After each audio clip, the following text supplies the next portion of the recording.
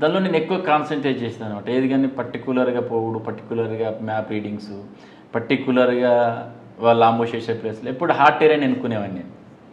ఎందుకంటే జనరల్ ఏంటంటే easy terrain ఎన్నుకుంటే వాళ్ళకి మనం దొరికిపోతాం క్యాజువల్గా. అంటే ఎప్పుడు హార్డ్ టైరన్ పెట్టుకుంది మా వాళ్ళతో కూడా ఎప్పుడు సార్ మీరు ఎప్పుడు హార్డ్ టైరన్ అంటే హార్డ్ టైరన్ దొరుకుంటే హార్డ్ ఉన్నదంటే మనం సేఫ్ సైడ్లో పోతున్నాం అని అది కూడా చాలా రిజల్ట్ ఇచ్చేది నాకు. వాళ్ళు కూడా హార్డ్ టైరన్లో ఉండి ఇది మామూలు టైరన్ కొరకు అంబుష్ చేసేది. మనం ఎంటర్ కూడా హార్డ్ టైరన్కి ఎంటర్ అయితే ఎక్కువ ఎక్స్చేంజ్ ఆఫ్ ఫైర్లు ఆ విధంగా ఉన్నాడు. చెప్పండి ఒకటి ఒక దగ్గర ఎక్కడైనా అంటే వాళ్ళు అప్పర్ హ్యాండ్లో ఉండి మీరు డౌన్లో ఉంది కానీ లేదా మీరు అప్పర్ హ్యాండ్లో ఉండి వాళ్ళకి కనిపించేది కానీ. కొత్తగూడెం ఫారెస్ట్లో అప్పుడు ఫారెస్ట్ మూమెంట్ ఇట్లా ఇన్ఫర్మేషన్ పతికెట్టిన మూమెంట్ ఉన్నప్పుడు పోతుంటే క్యాజువల్గా మేము వెళ్తున్నాం. అంటే జనరల్గా కూమింగ్ చేసినప్పుడు నేను సెకండ్ కానీ థర్డ్ కానీ ప్లేస్లో ఉంటాను. వెళ్తున్న క్రమంలో మూమెంటు అంటే అది జనరల్గా వే కాదు వెళ్తున్నాం, కానీ ఎందుకో డౌట్ వచ్చింది అక్కడ. ఇది డౌట్ వచ్చి అంటే సడన్గా వచ్చి ఆగుదామని ఆగినాం అక్కడ మేము. జస్ట్ అంటే వన్ సైడ్ హబ్ ఉన్నది, ఇటు సైడ్ ప్లేన్ ఉంది. అది అక్కడికి వచ్చేసరికి ఏదో అంబుష్ వేసే ప్లేసు అనిపించింది అక్కడికి రాముడితో. 6 అని చెప్తాను 6 సెన్స్ వచ్చింది. అది ఆగినాం. ఆమెతో సార్ మనం పోయేది ఇట్లే కదా అని చెప్పేసి సార్ జీపీఎస్ ఇటే చూపిస్తుందంటే ఎందుకు అవుతుంది అని చెప్పేసి మళ్ళీ ఒక 100 yards మళ్ళీ బ్యాక్ పోయినాం. ఎక్కిపోయి మళ్ళీ మ్యాప్ రీడింగ్ చేశాము. లేదు నాకు ఎందుకు ఆ టెరైన్ చూసే వరకు ఈ వే కరెక్ట్ కాదు అని చెప్పేసి అనిపించి మళ్ళీ లేదు మనం ఇట్లా అంటే అంత గుట్ట ఉంది అంటే ఇదే ఎక్కిపోదాం, ఎందుకో ఇది అంబుష్ చేసినట్టు అనిపిస్తుంది అని చెప్పేసి మేము అనుకుని రైట్కు ఒక 200 meters రైట్కి వెళ్ళి మళ్ళీ మూమెంట్ ఒక 600 అట్లా రోడ్ తోటే మాకు ఎక్స్చేంజ్ ఫార్ స్టార్ట్ అది. అంటే అదే వేలో పోతే మేము అంబుష్లో పడేవాళ్ళం.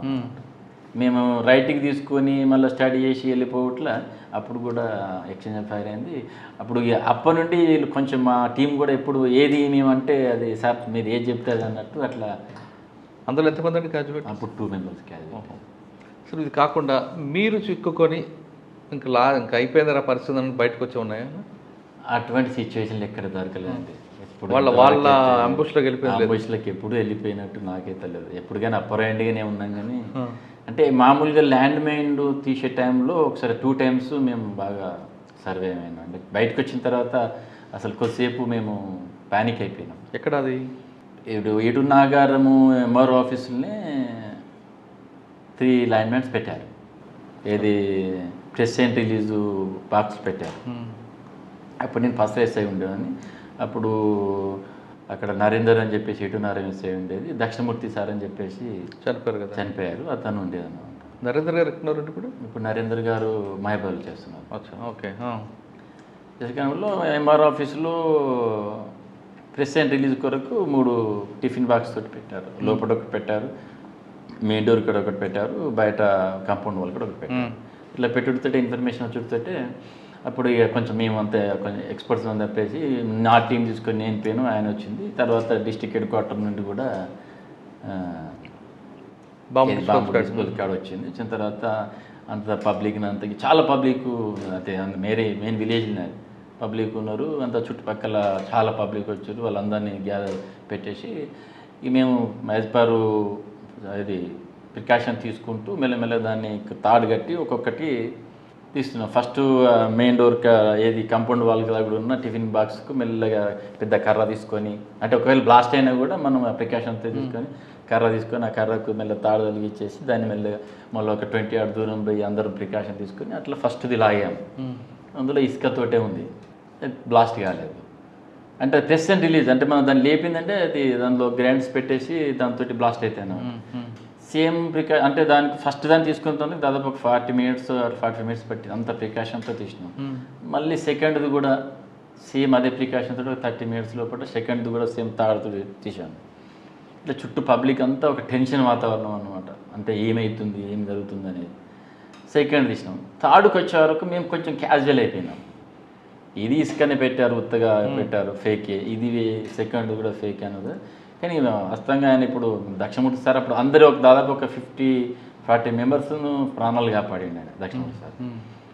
మేము అనుకో సార్ ఇది కూడా ఫేకే ఉంటుంది, మామూలుగా కర్రతోటి దాన్ని ఇట్లా అన్నాం సార్ అంటే లేదు లేరా బాబు దాన్ని కూడా సేమ్ ఇది ఈ 2 ఇట్లా తీసినాం ఆ ప్రికాషన్ తోటి తీద్దామని చెప్పేసి మళ్ళీ అంటే మళ్ళీ దానికి నేను ఇంకో ఇద్దరు కలిసి మెల్లగా ట్రావెలింగ్ తోటి దాన్ని తాడుతోటి దాన్ని మెల్లగా వేసేసి మెల్లగా బ్యాక్ వచ్చేసి అంత ఒక 20 hours 30 hours అంత చెట్ల కాడ ఉండి మెల్లగా తాడుతోటి లాగామంతే. ఒక్కడేసారి బ్లాస్టింగ్ అండి. బ్లాస్టింగ్ అయ్యి మొత్తం ఇట్లా లిటరల్గా ఆ బిల్డింగ్ అంతా ఇట్లా కుప్పలాగా పడిపోయింది. మొత్తం పబ్లిక్ పోలీసు అంతా ఒక 20-30 minutes వరకు సైలెన్స్.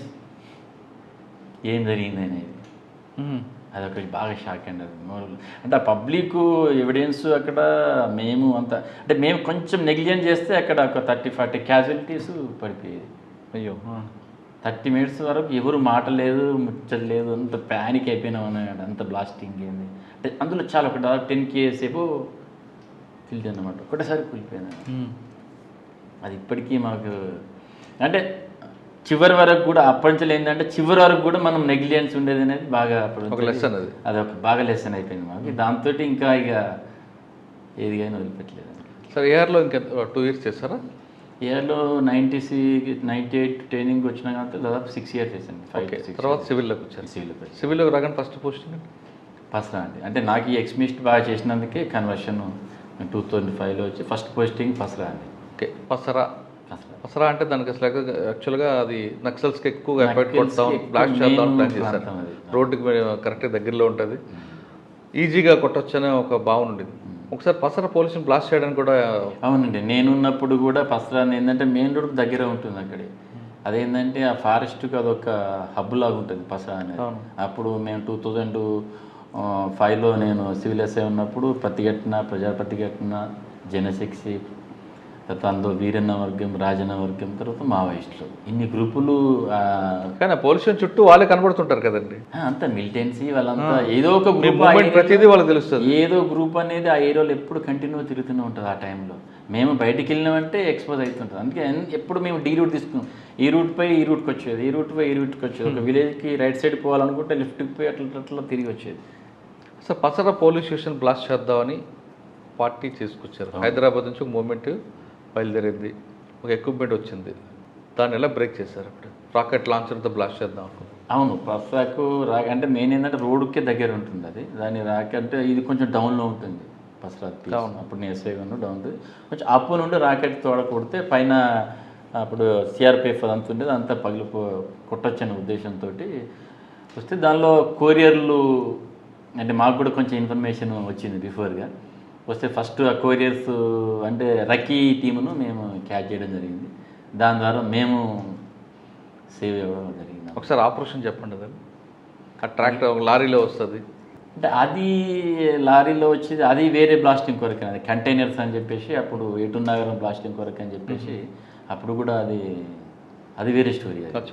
దీంట్లో అయితే మీరు సేఫ్ అయిపోయి దీనిలో ఇది వేరే అనమాట. ఇది ఏంటంటే రాకెట్ లాంచర్లతో కొడదాం అనేది అంటే అప్పుడు రక్కీ చేస్తున్నారు అనమాట. రక్కీ చేసే వాళ్ళను మేము వెహికల్ చెకింగ్లో దొరికితే దాన్ని బట్టి దాన్ని బ్రేక్ చేసాము. మీరు అనేది ఏంటంటే అది ఇప్పుడు కంటైనర్స్ తీసుకుని ఏటూరు నాగరం చేద్దాం అన్నప్పుడు అప్పుడు ఏటూరు నాగరం ఒకటి, తర్వాత ఖమ్మంలో బయ్యారం కూడా ఏటూరు నాగరంలో దాన్ని సక్సెస్ చేశారు. బట్ ఏంటంటే వాస్తవంగా ఏటూరు నాగరం ఎప్పుడు వాళ్ళు బ్లాస్టింగ్ చేశారు అనుకున్నారు. అప్పటి నుండి వాళ్ళకు బాగా అందుకంటే ఆ బ్లాస్టింగ్లో ఆ గుడి డ్యామేజ్ అవ్వడు, ఒక పూజారి చనిపోవడు, అది కొంచెం సెంటిమెంటల్గా వాళ్ళకు సెట్ బ్యాక్ అయిందని మేము అనుకుంటాం ఎక్కువ పోలీసు వాళ్ళు.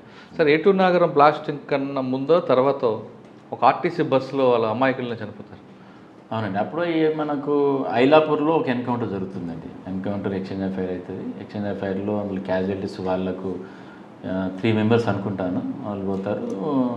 మన వాళ్ళు కూడా ఒకరు ఇంజూర్ అవుతారు అందులో. ఇప్పుడు నాగిరెడ్డి గారు అప్పుడు నాగిరెడ్డి గారు ఉంటే మేము షేర్పాట్లు చేస్తున్నాం. అప్పుడు జరిగినప్పుడు ఈ బస్సెస్ అంటే ఎప్పుడు పోయినప్పుడు మేము ఏం చేస్తామంటే రిటర్న్లో బస్సులు పబ్లిక్ ఉన్న బస్సులు ఎక్కి వస్తూ ఉంటాం.